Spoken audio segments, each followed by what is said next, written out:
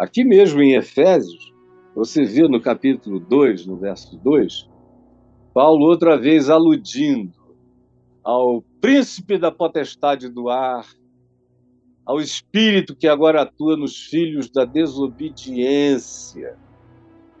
Ou seja, ele está falando dessas camadas sobre as quais eu já aludi há pouco, assim como, de novo, aqui no capítulo 6, no verso 12, ele afirma, porque a nossa luta não é contra carne, não é contra corpo, não é contra Lula, não é contra Bolsonaro, não é contra Putin, não é contra Noriel Ortega, não é contra o Maduro da Venezuela, nem é contra o príncipe El Salmón lá da Arábia Saudita, não é contra o Bashar al-Assad da Síria, não é contra o Ayatollah do Irã, não é contra nenhum maluco do mundo, não. Eles são só bonecos da representação. Eles são marionetes? Não. Cada um deles tem livre-arbítrio, cada um deles é culpado pelo erro que escolhe, pelo que a boca fala, porque a boca não fala à toa, a boca fala do que está cheio o coração. É o que Jesus diz. Não adianta essa história de dizer a boca não presta, mas o coração é bom. É mentira. Eu te repreendo em nome de Jesus, seu mentiroso, sua mentirosa. A boca fala do que está cheio o coração. Não adianta você ficar com o manequim. A pessoa decide, escolhe, tem livre-arbítrio, tanto para fazer o bem como para fazer o mal. Porém, acima dela, existem influências com as quais ele se identifica, essa pessoa. Quem se identifica com o ódio, se identifica com as forças do ódio, espiritualmente. Quem se identifica com a mentira, se identifica com as forças espirituais da mentira, do pai da mentira. Quem se identifica com a indiferença para com a morte, está profundamente identificado com aquele que é o homicida, desde o princípio, e é filho do caminho de Caim, que matou o seu irmão. Aquele que se identifica com a arrogância do seu poder, está identificado com aquilo que o diabo tem a oferecer. Faz negócio comigo, aceita os meus princípios, curva-te diante das minhas ideologias e tudo isso eu te darei.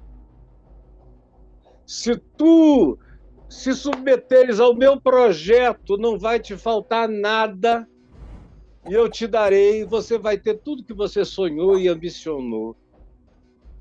Se você fizer essa genuflexão para a minha proposta, que é a proposta do mundo, do qual eu sou o príncipe, do mundo que jaz em mim, que está sepultado na sepultura que eu sou para a terra.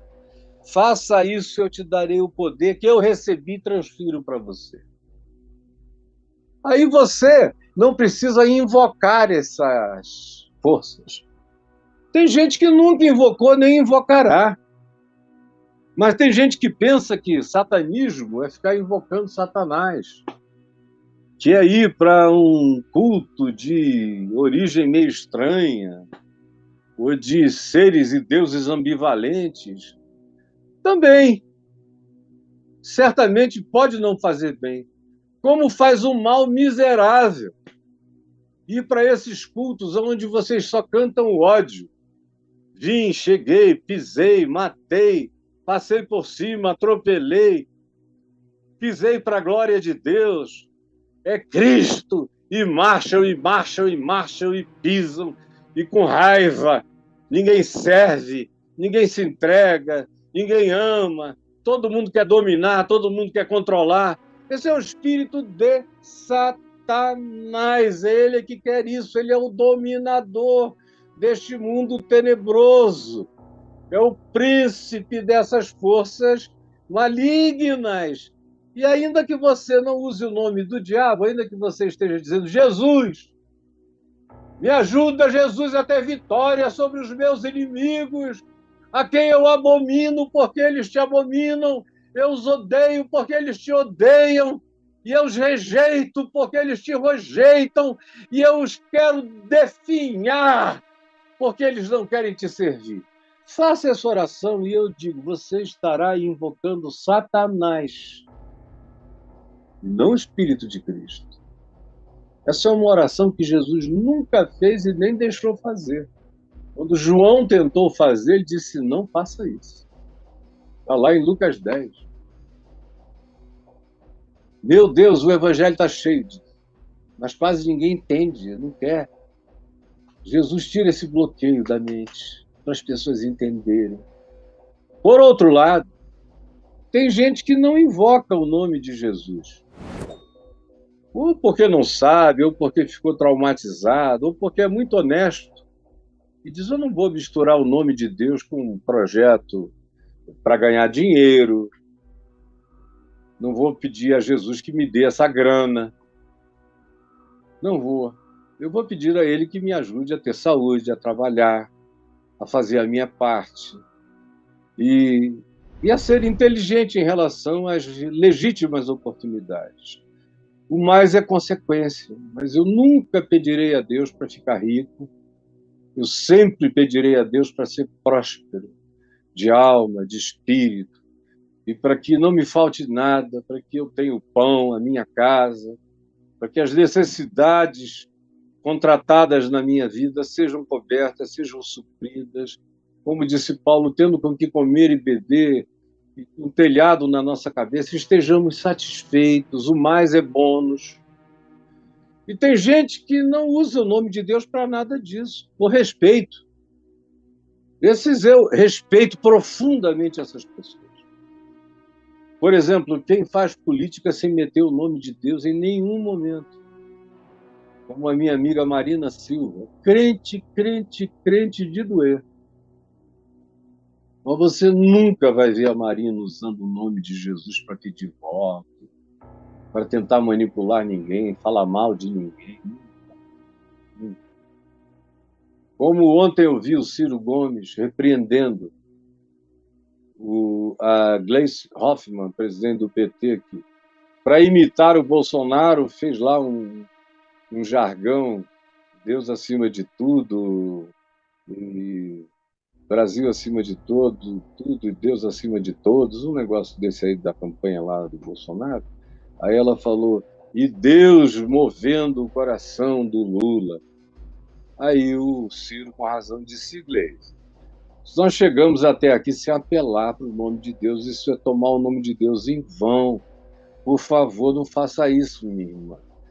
Vamos tratar o nome de Deus com reverência o tempo todo nessa eleição. Isso é para os outros. Isso é para os crentes sem temor de Deus, sem nenhuma reverência para com o santo nome do Senhor. Ficam misturando com idolatria, com ideologia, com fanatismo político, com ódio, com raiva, jogando o nome de Jesus na lama, pisando na pocilga, colocando Jesus no meio desse chafurdamento, como se ele fosse uma bandeira a representar algum projeto ideológico. Tudo isso nas igrejas, conclamados em nome de Jesus, para vencer o diabo, para vencer o comunismo, para vencer o espírito gay, o espírito LGBT, o espírito não sei o quê. Enquanto isso, eu estou sabendo dos pastores que já pensaram até em suicídio porque os filhos se manifestaram gays e lésbicas ou trans. E agora, nesses últimos 4 anos, por incrível que pareça, com todas as políticas contrárias, de costumes, aumentou o grupo LGBTQIA+, mostrando que repressão não muda nada. Não muda nada. Pode, no máximo, inibir pessoas, mas, graças a Deus, nem a inibição essa política conseguiu causar, porque esse povo já ganhou uma consciência que não vai ser ninguém dizendo isso ou aquilo que vai apavorar. Já tem gente o bastante no Brasil para não se acovardar, nem se intimidar, nem se encolher. Mas ninguém precisa usar o nome de Jesus. Política é para ser feita em nome do homem, pelo homem, para o homem, por causa do homem e com a inteligência humana, e com a justiça e a honestidade necessárias, para que não sejamos diabos manipuladores e perversos, controladores das consciências mais fracas. No espírito do Evangelho é assim. Se for diferente, escuta aqui, olha para mim, está olhando? Se for diferente, você está lidando com principados e potestades do mal. Invoca o nome de Jesus para as tuas causas políticas, do tamanho do teu umbigo egoísta, e o Espírito que vai atuar no teu pastor, na tua igreja, na tua comunidade, na tua vida, não será o Espírito Santo. Isso eu te garanto. Não será o Espírito Santo. Será o espírito do mundo.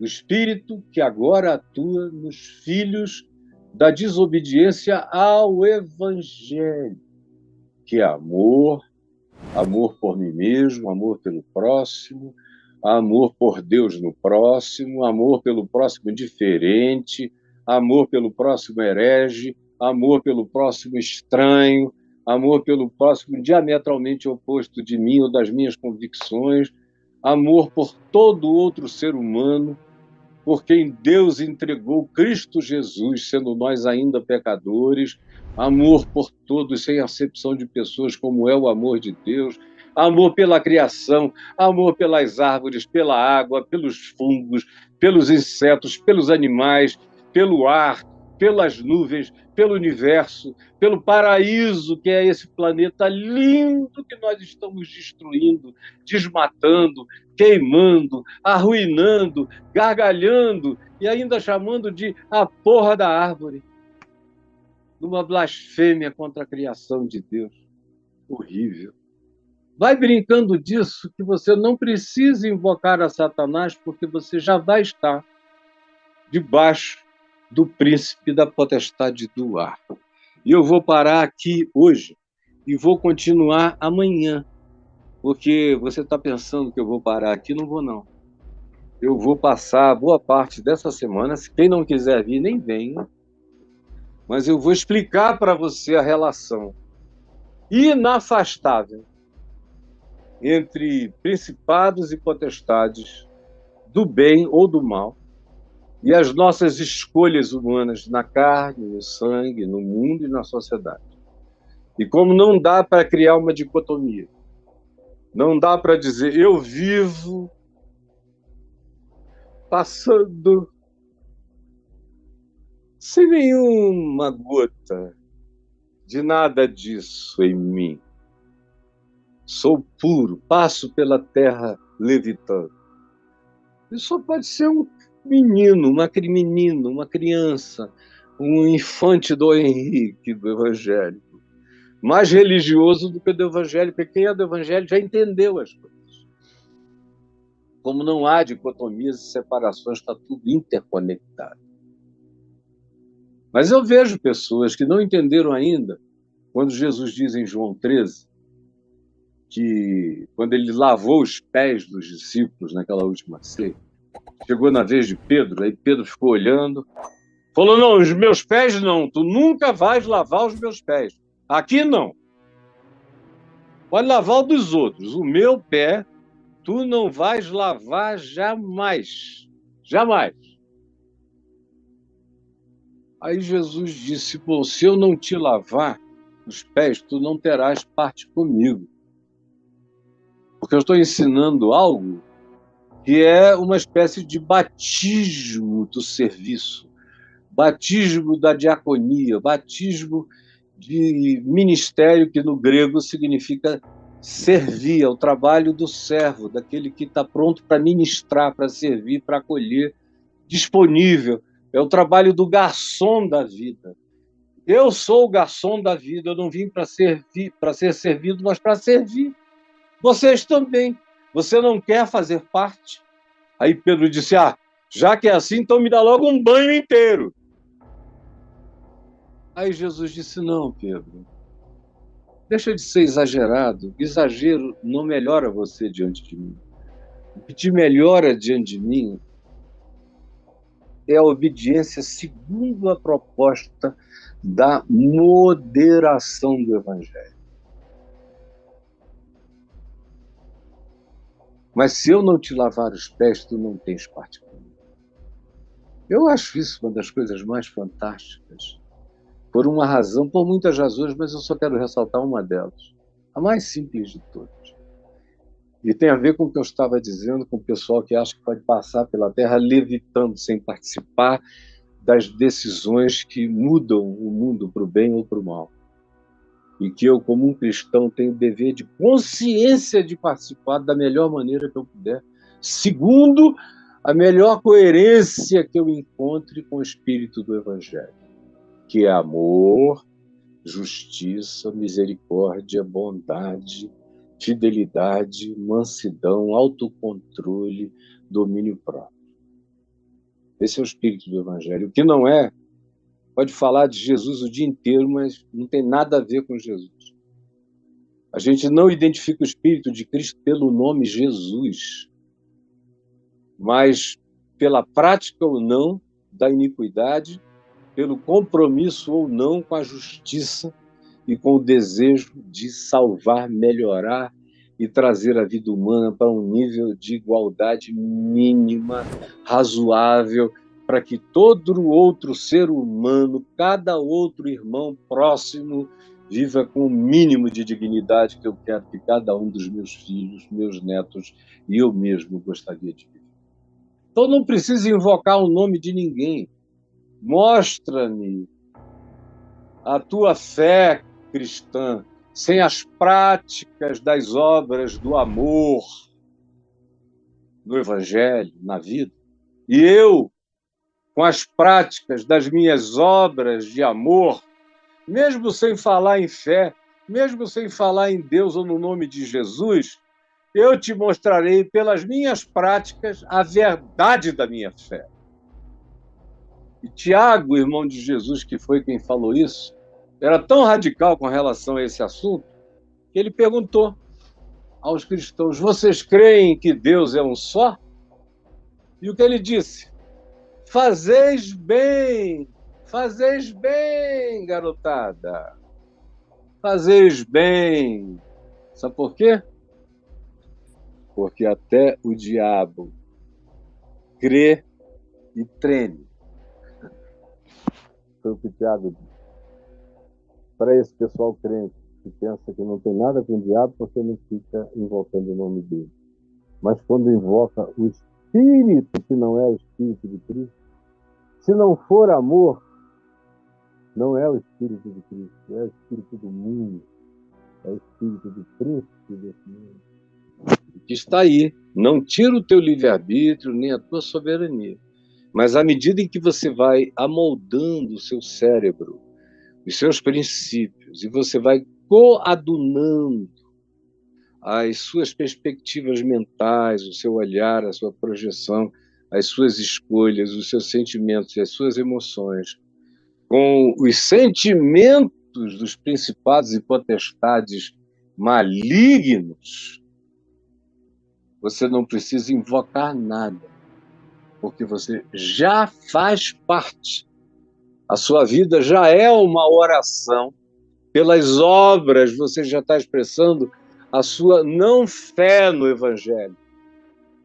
Pelo que sua boca fala, que é o que está cheio do seu coração, pelo que suas mãos fazem, determinando suas ações, pelas suas escolhas de caminho, de vereda, determinando quais são os seus pensamentos, e pelas suas atitudes, que expressam completamente, negativamente, sua arrogância, sua soberba, sua vaidade, seu supremacismo. E aí, se você vive assim, não precisa, pode até dizer, o diabo não existe. Ele vai dizer, legal, porque fica mais fácil de eu agir na tua vida. O diabo que não existe é aquele que tem mais facilidade de se manifestar na vida humana. O segundo com mais facilidade de se manifestar é aquele que existe em tudo e que passa a ser a razão da vida, do medo, da existência, do pânico e da doença mental de milhões de pessoas na Terra.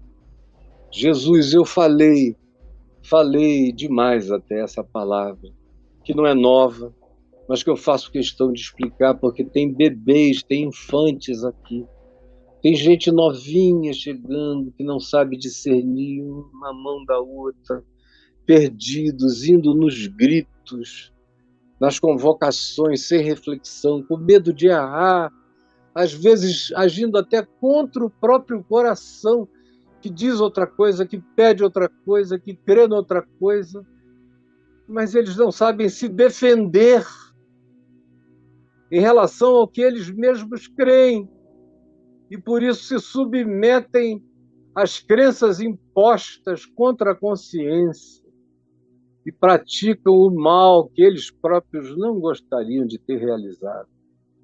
Eu te imploro, eu peço que tu liberes, como tu dissestes aos teus discípulos, quando Pedro cortou a orelha do servo do sumo sacerdote. Para com isso! Ou porventura não sabeis que se eu quisesse, eu poderia invocar e meu pai mandaria 12 legiões, não são 12 apóstolos, para cada um de vocês, 12 legiões de anjos, feitas de 6.000 anjos, poderosos como bombas atômicas. 12 vezes 6.000. Bastava eu dizer, pai, eu não quero. Eu não quero ser salvo da cruz por anjos. Eu quero ir para a cruz se tiver que ir, por causa da consciência humana e do pecado humano. E não há meios de eu não ir para a cruz, porque vocês são levados, são empurrados pelos pastores da morte, pelos sacerdotes do oportunismo, que vão definir que eu morrerei.